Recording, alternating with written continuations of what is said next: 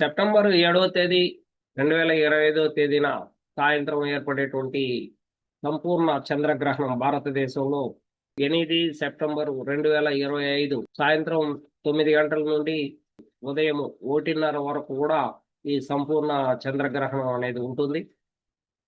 కాబట్టి ఆ సమయంలో గర్భిణీ స్త్రీలు బయట రావడం కానీ చూడడం కానీ చేయకూడదు. ఆ శిశువు ఎదుగుదలకు పెరుగుదలకు లోటు ఏర్పడేటువంటి అవకాశాలు ఉంటాయి.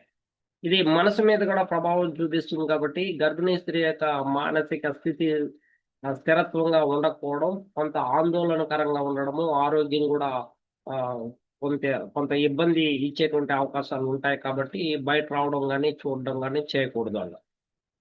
ఇక రాహుకేతులు రవిచంద్రులు లాంటి విశ్వానికి మనకు ప్రత్యక్ష దైవం అయినటువంటి సూర్యచంద్రుల్ని పట్టి పీడిస్తూ ఉన్నప్పుడు శిశువు ఎదుగుదలకు ఒక్కో గ్రహము ఒక్కో నెల ఆధిపత్యం వహిస్తూ ఉంటుంది.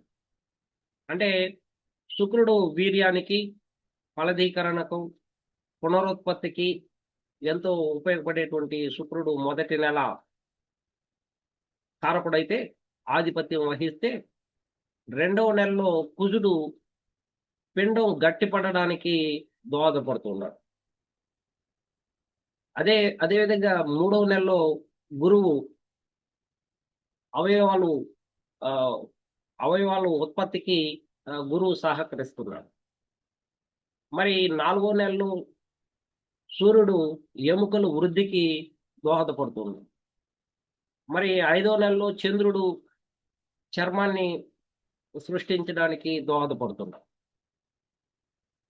6వ నెలలో వెంట్రుకలు, గోర్లు, జుట్టు రావడానికి శని కారకుడు అవుతున్నాడు. ఈ విధంగా పిండోత్పత్తి నెల నెలకు అభివృద్ధి చెందడానికి ఈ గ్రహాలు దోహదపడుతూ ఉన్నాయి. ఇంకా ఈ విషయాల గురించి పూర్తిగా తెలుసుకోవడానికి శాకాంబరి జ్యోతిషాలయంలో కోర్సులు ప్రారంభమవుతున్నాయి. సో వీటి గురించి పూర్తిగా మీరు ఈ కోర్సెస్ ద్వారా తెలుసుకోవచ్చు. అందువలన రవిచంద్రులు ముఖ్యంగా ప్రాణ ప్రదాతలు. చివరి నెల దశమ మాసంలో సూర్యుడు సుఖ ప్రసవానికి కారకుడవుతున్నాడు. అందువలన రవిచంద్రులు ప్రధానంగా ఇక్కడ పాత్ర పోషిస్తున్నారు. ఏ గ్రహాలైతే అనుకూలంగా లేదు ఆ గ్రహం యొక్క అవయవం దెబ్బతినేటువంటి అవకాశాలు ఉంటాయి. కాబట్టి ఇది కోర్సెస్లో చాలా స్పష్టంగా మీకు నేర్పించడం జరుగుతుంది. కాబట్టి శాకంబరి జ్యోతిషాలయం కోర్సు ఇప్పుడే ప్రారంభమవుతుంది. 28వ తేదీ ప్రారంభమైంది. కాబట్టి జాయిన్ అవ్వదలుచుకున్నటువంటి వాళ్ళు అవ్వండి. ఇవన్నీ కూడా కొత్త కొత్త విషయాలు మీరు నేర్చుకునేటువంటి అవకాశాలు ఉంటాయి. సో జ్ఞానాన్ని పెంచుకోవచ్చు ఆస్ట్రాలజీలో అనేది సూచన. కాబట్టి రవిచంద్రుల యొక్క ప్రభావం ఎప్పుడైతే తగ్గుతుందో ఆ బిడ్డ పెరుగుదల తగ్గిపోయేటువంటి అవకాశాలు ఉంటాయి. సో గాలి కలుషితమైనటువంటి సందర్భంలో, ఆహారం నీరు కలుషితమైనటువంటి సందర్భంలో ఏదంటే అది తీసుకోవడం, తినడం, తాగడం అనేది మానివేయాల్సినటువంటి పరిస్థితి ఉంటుంది. ఉపవాసం ఉండాలి. పూర్తిగా కూడా సూతక సమయంలో ఉపవాసం ఉండాలి. ఆ రోజు ఆహారం తీసుకోవాలనుకుంటే సాయంత్రం 6 గంటలకి 6:30కంతా కూడా మీరు ఆహారాన్ని తీసుకోవడం చాలా ఉత్తమము. ఆ తర్వాత తీసుకునేటువంటి ఆహారం బహుశా కడుపులో చెడిపోయి పాడైపోయి అది క్యాన్సర్కి దారితీసేటువంటి అవకాశాలు కనిపిస్తూ ఉంటాయన్నమాట. కాబట్టి చంద్రగ్రహణాలు, సూర్యగ్రహణాల సమయంలో మాత్రము ఆహారం నిషేధించడం జరిగింది. తీసుకోకూడదు, ఆహార పానీయాలు తీసుకోకూడదు అని. కానీ కొంత అనారోగ్యంగా ఉన్నటువంటి ఓల్డేజ్ పీపుల్ వాళ్ళు పాలు ఇటువంటివి తీసుకొని పండ్లు, పండ్ల రసాలు ఇటువంటివి మాత్రం వాళ్ళు తీసుకోవచ్చు అన్నమాట.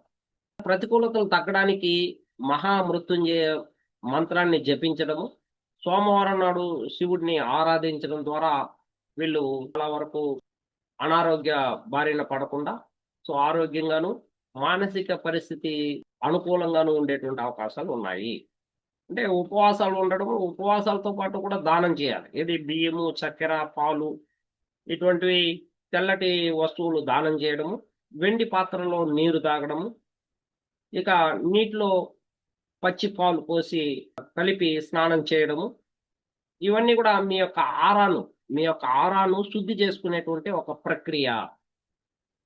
నీటిలో పచ్చి పాలను పోసుకొని దానితో స్నానం చేయడం ద్వారా మీ యొక్క శుద్ధి చేసుకునేటువంటి అవకాశం ఉంటుందనేది ఇక్కడ సూచించడం జరుగుతుంది. అదే విధంగానే ధ్యానం చేయొచ్చు.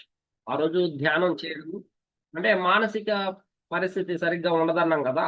మనసంతా కూడా గందరగోళంగా ఉంటుందనేసి అనుకున్నాం గదా! అందువల్ల ధ్యానం చేస్తే మనము మనసుని బ్యాలెన్స్ చేసేటువంటి అవకాశం ఉంటుంది. బ్యాలెన్స్ చేయొచ్చు.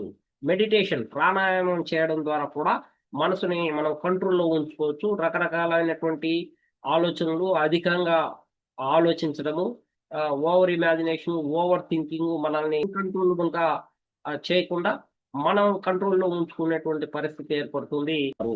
ధ్యానం చేయడం ద్వారా గాని, లేదా ప్రాణాయామం చేయడం ద్వారా మీరు మీ మనసుని అదుపులో ఉంచుకోగలుగుతారు.